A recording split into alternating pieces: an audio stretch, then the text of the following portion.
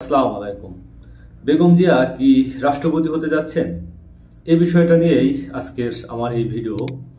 তো গতকালকে পিনাকি ভট্টাচার্য তিনি তার ইউটিউব চ্যানেলে একটি ভিডিও আপলোড করেছেন। সেখানে তিনি বিস্তারিত আলোচনা করেছেন যে এই মুহূর্তে রাষ্ট্রের এই ক্লান্তি লগ্নে বেগম জিয়াকে রাষ্ট্রপতি বানানোর একটি প্রস্তাব তিনি করেছেন।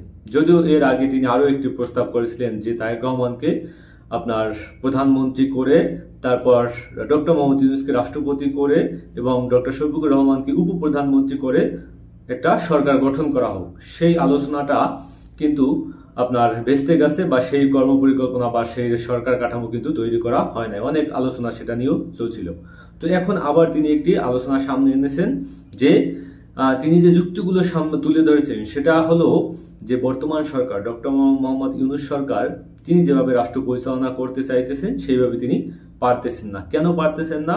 রাষ্ট্রের গুরুত্বপূর্ণ পদে যে গুরুত্বপূর্ণ ব্যক্তিবর্গ বসে আছেন তাদেরকে অপসারণ না করা হলে তাহলে এই সরকারের যে রুলস অফ কমান্ড বা কমান্ড অনুযায়ী যে কাজ করবেন বা এই সরকারের যে আশা আকাঙ্ক্ষা সেটা তিনি পূরণ করতে পারতেছেন না। তো তারই ধারাবাহিকতায় রাষ্ট্রপতি চুপ্পু সাহেবকে অপসারণের তিনি দাবি তুলেছেন। সে জায়গায় প্রস্তাব করেছেন বেগম জিয়াকে রাষ্ট্রপতি ঘোষণা করা। এখন এই শেষ বয়সে এসে বেগম জিয়ার তার যে দীর্ঘ লড়াইয়ের যে ইতিহাস ঐতিহ্য সে অনুযায়ী তাকে যদি শেষ বয়সে এসে যদি রাষ্ট্রপতির বাংলাদেশের সর্বপ্রথম নারী রাষ্ট্রপতি হিসাবে বেগম জিয়াকে ওই আসনটি দেওয়া হয় বা ওই আসনে যদি তাকে এখন বসানো হয় তাহলে তিনিও শেষ বয়সে এসে একটু সমুদ্রিত হতেন বা তিনি তাকে প্রাপ্য সম্মান গণতন্ত্রের উদ্ধারের জন্য যে লড়াই বা আপোষহীন নেত্রী বলেন বা বৃদ্ধ বয়সে সরকারের সাথে আপোষ না করেও দীর্ঘদিন যাবৎ চিকিৎসা না পাওয়া অবস্থায় জেলে থেকে তারপর তিনি যে দেশপ্রেম বা গণতন্ত্রের জন্য লড়াইয়ের যে ইতিহাস সৃষ্টি করেছেন সেই জায়গা থেকে অবশ্যই তাকে রাষ্ট্রপতির আসনে এই শেষ বয়সে এসে যদি আমরা অধিষ্ঠিত করতে পারি এটাই হবে তার প্রাপ্য সম্মান। এবং সব থেকে যেটা আলোচনা এসেছে সেটা হলো ডক্টর মোহাম্মদ ইউনূস তিনি যে একটা কথা বলেছিলেন যে আমি ইতিহাসের সর্বশ্রেষ্ঠ একটা নির্বাচন বাংলাদেশের জন্য করে দিতে চাই। এখন সেই জায়গায় আমরা দেখলাম সেই কথা বলার পরে কিছুদিন পর আবার দেখলাম যে তিনি পদত্যাগ করতে চেয়েছিলেন। কারণ তিনি বলেছেন যে আমি কিন্তু সবকিছু ফাঁস করে দেব। তার মানে রাষ্ট্রের কাঠামোগতভাবে তার যে কমান্ড সেই কমান্ড কিন্তু অনেকেই শুনছে না।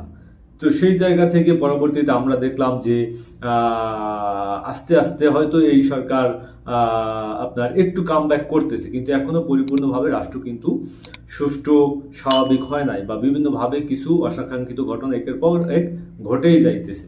তো সেই জায়গা থেকে এখনো এই যে রাষ্ট্রের ঊর্ধ্বতন জায়গায় যে চেয়ারগুলো দখল করে আছে এই জায়গাগুলো খালি করতে হলে প্রথমে গোড়া থেকেই এই রাষ্ট্রপতি চুপ্পু সাহেবকে সরানোর প্রস্তাব তিনি করেছেন। এখন আসলে বিএনপি কি এই দাবি মেনে নেবে বা বেগম জিয়া কি এই সরকারের অধীনে আপনার রাষ্ট্রপতি হতে ইচ্ছা পোষণ করবে?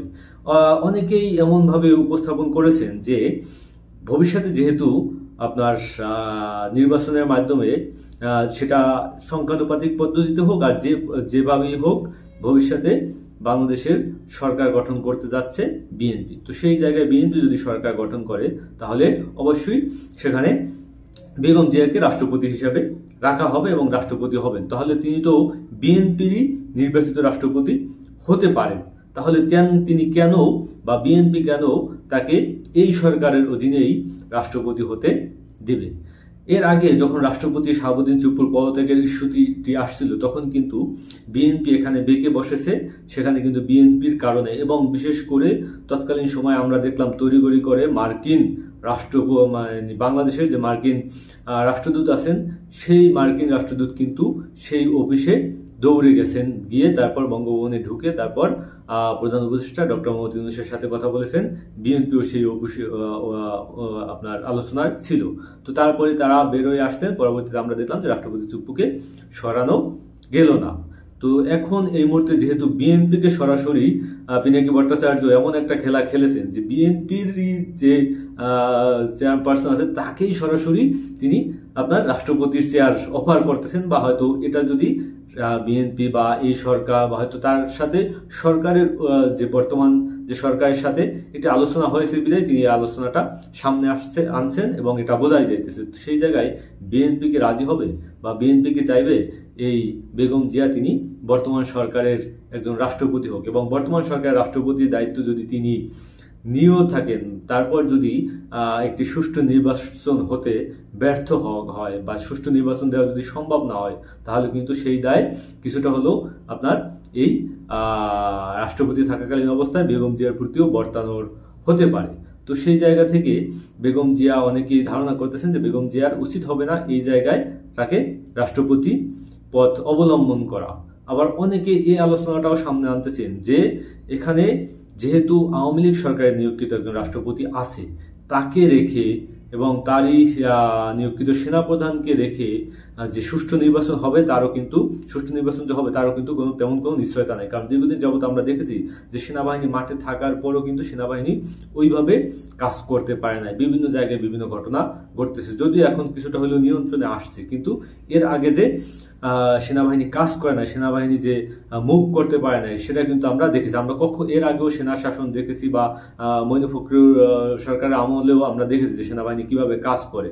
একটা লোক আমরা রাত 10টার পর বাইরে নামতে পারে নাই। বিভিন্নভাবে আমরা দেখেছি যে বাংলাদেশে মানে চুরি, ডাকাতি, সন্ত্রাসী, গুম খুন, ধর্ষণের কথা সেই সময় কেউ কল্পনাও করতে পারে নাই। তো তখন আমরা দেখেছি যে সেনাবাহিনী মাঠে থাকলে কি হয়।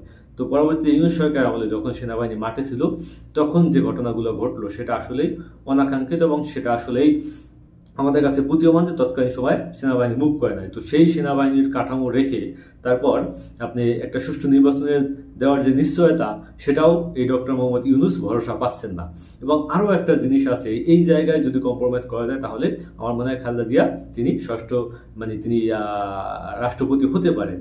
কোন জায়গা সেটা হলো, আপনারা জানেন যে তারেক রহমানের সাথে সেনাবাহিনীর একটা বিরোধ আছে। সেটা সেই 11 সময় তার প্রতি যে নির্যাতন, অনেকে বলেন যে তাকে ছাদে নিয়ে তারপর সেখান থেকে ফেলে দেওয়া, তার মেরুদণ্ডে আঘাত পাওয়া। তো সেই জায়গা থেকে এই সেনাবাহিনীর সাথে তার যে একটা বিরোধ, তো সেই বিরোধের যারা সেই সেনাবাহিনীর দায়িত্বে ছিলেন তারা কিন্তু এখনো সেই বাংলাদেশ সেনাবাহিনীতে চাকরিরত অবস্থায় আছেন। তো এই যে একটা ভয়ের জায়গা থেকে কিন্তু তারেক রহমান 5ই আগস্টের পর থেকেও কিন্তু তিনি দেশে আসতে পারেন নাই।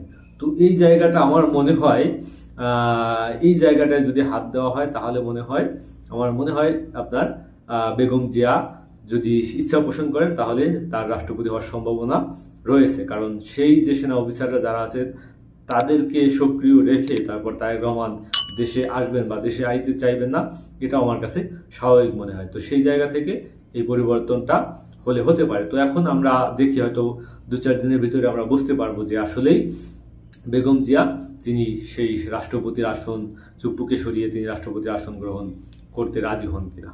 আসসালামু আলাইকুম।